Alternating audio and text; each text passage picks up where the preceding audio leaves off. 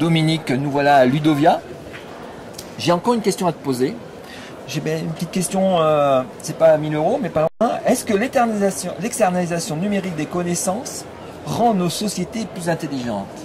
Oula, oui. Bon, le constat qui est fait partout et qui est très central et qui d'une certaine manière est une prolongation d'une dynamique historique qu'on peut faire remonter à l'aube de l'humanité. Hein. Et d'ailleurs, beaucoup des auteurs qui soulignent cet aspect le font remonter à Leroy-Gourhan, à l'invention de l'outil.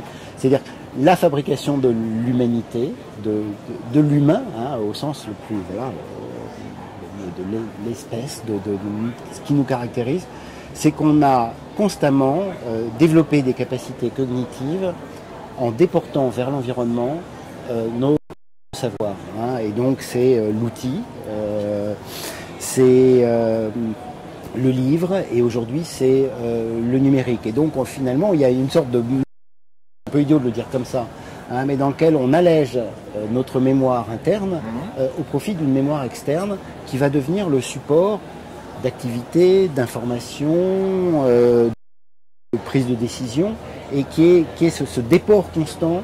C'est ce que Michel Serres appelle la dévolution cognitive. Voilà, Stigler, lui, qui revient à des termes platoniciens, appelle ça les hypoménata. Hein. L'anamnèse, c'est ce qu'on a dans notre mémoire, en nous, ce qu'on garde en nous, et ce qui nous a obligé beaucoup à apprendre par cœur et à stocker énormément. Alors, en fait, on continue à stocker, hein.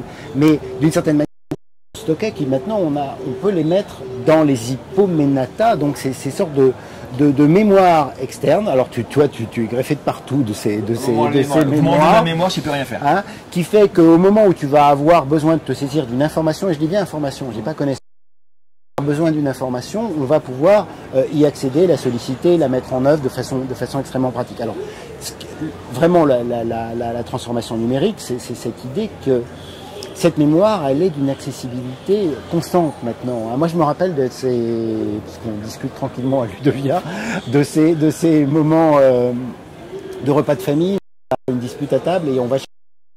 Voilà. Bon, c'est vrai. Un dictionnaire, le voilà, une définition, un mot, une date de naissance. Voilà. Louis XIV, c'était quand, enfin des choses comme ça. Et ben le quid a disparu.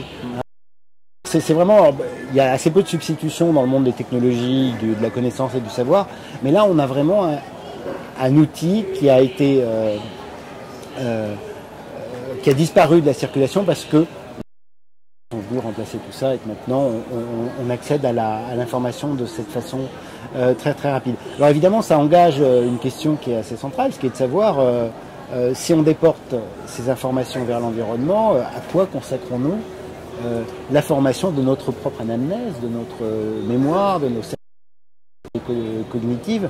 Et l'argument optimiste, on pourrait dire, de ceux qui soutiennent, et moi je pense que c'est assez juste, cette idée d'une externalisation constante de l'humanité et de son savoir vers l'extérieur, c'est de dire qu'on confie à son activité cérébrale des fonctions cognitives de plus en plus avancées, hein, qui sont la mise en relation, qui sont la synthèse, qui sont des éléments de cet ordre-là. Alors c'est des versions assez positives parce qu'on consacre aussi beaucoup de notre attention cognitive à la distraction, à un usage extrêmement immédiat, opportuniste, utilitaire, assez simple et trivial, des nouvelles sollicitations informationnelles, numériques, ludiques qui sont portées par l'environnement aujourd'hui.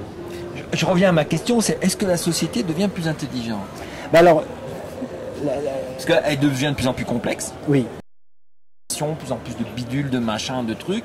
Est-ce qu'elle devient pour autant plus intelligente? Ben, c'est vraiment la peur de l'affaire. Elle devient plus compliquée. Hein, parce que complexe, c'est déjà de l'intelligence. Elle devient plus compliquée parce qu'on a multiplié, interfacé et surtout superposé toute une série de couches de processus cognitifs multiples et variés qui nous...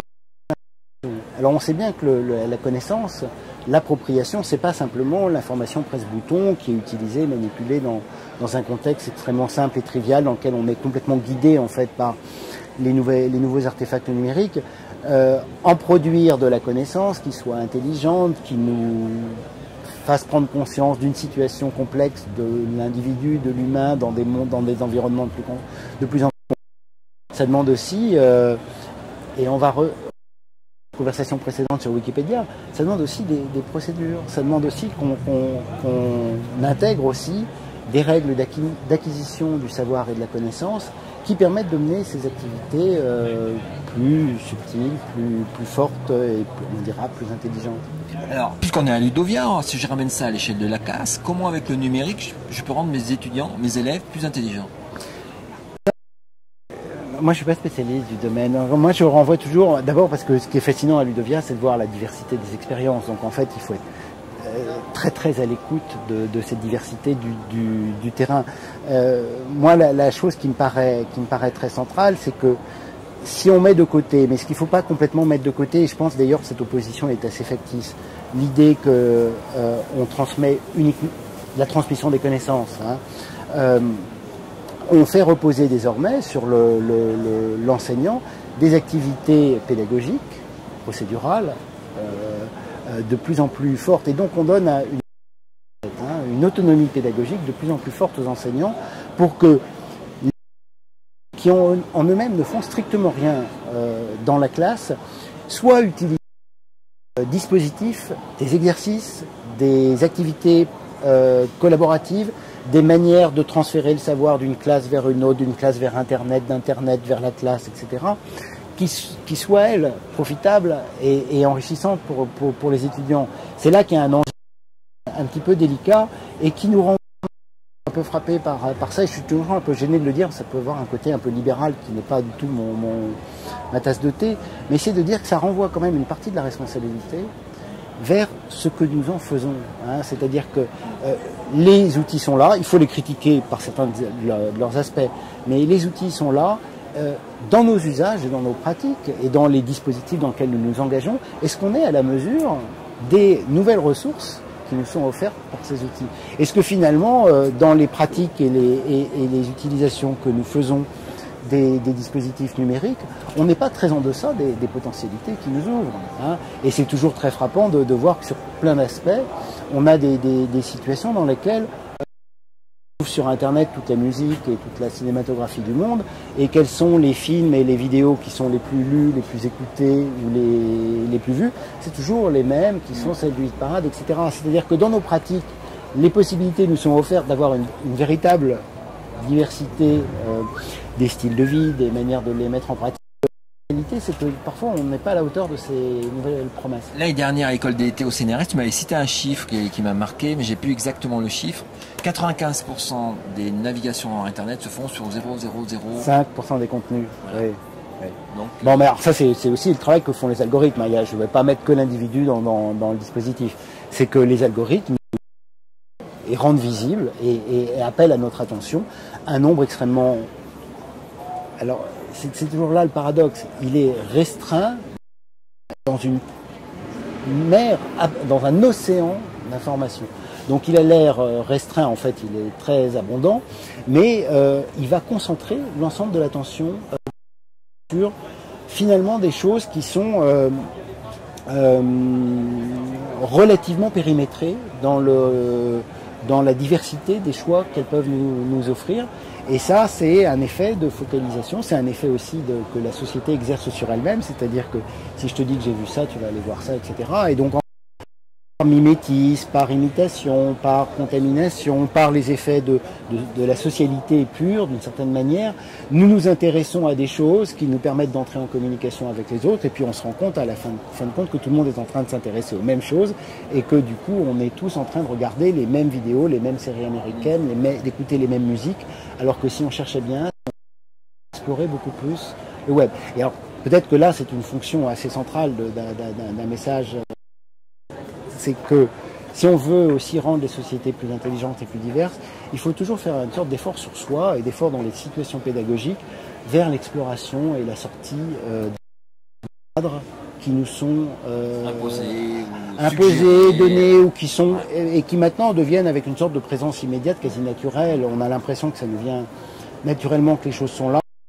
Souvent pas grand-chose pour dérouter un tout petit peu le système, et que beaucoup qu'on pourrait appeler une forme, en tout cas particulière, de l'intelligence, c'est de faire ces détours de pont pour sortir du centre et de regarder les périphéries. Pour revenir à la classe, je vais inverser la question, c'est si j'utilise pas le numérique, est-ce que je suis moins intelligent dans ma classe? Non, alors ça, moi, je crois pas du tout. Alors ça, je crois pas du tout.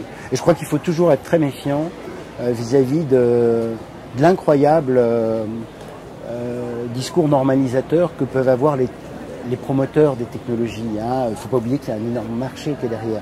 Donc le marché produit lui-même des effets d'intimidation sur ceux qui ne seraient pas entrés dans la pratique qu'il commande. Moi, je crois qu'il faut là, et ça va aussi avec les tendances plutôt à l'autonomisation, à la décentralisation, il faut laisser les individus entrer dans un dispositif parce qu'ils s'y intéressent, parce qu'ils y trouvent de la passion, de l'énergie, ça les motive, mais que ceux qui n'ont pas envie de le faire ne se sentent pas intimidés. Il y a un poids de culpabilisation qui devient parfois énorme. T'es pas sur Facebook, qu'est-ce qui se passe? T'es pas sur Twitter, qu'est-ce qui se passe? Ben, non, on vit très bien en n'étant pas sur Facebook et pas sur Twitter. Il y a d'autres manières de faire et d'autres outils. En revanche, ce qui est certain, c'est que même ceux qui ne sont pas sur Facebook, qui ne sont pas sur Twitter, qui ne sont pas dans la classe numérique, etc., ils en ressentent les contre-effets. Parce qu'en fait, ça agit souterrainement sur l'ensemble de la société, sur le savoir, sur l'ensemble des connaissances qui sont là. Donc, d'une certaine manière, ils n'y sont pas tout en y étant quand même si eux-mêmes n'en font pas un usage de classe. Eh ben, moi, je pense que c'est une bonne conclusion. Merci Dominique. Merci à toi.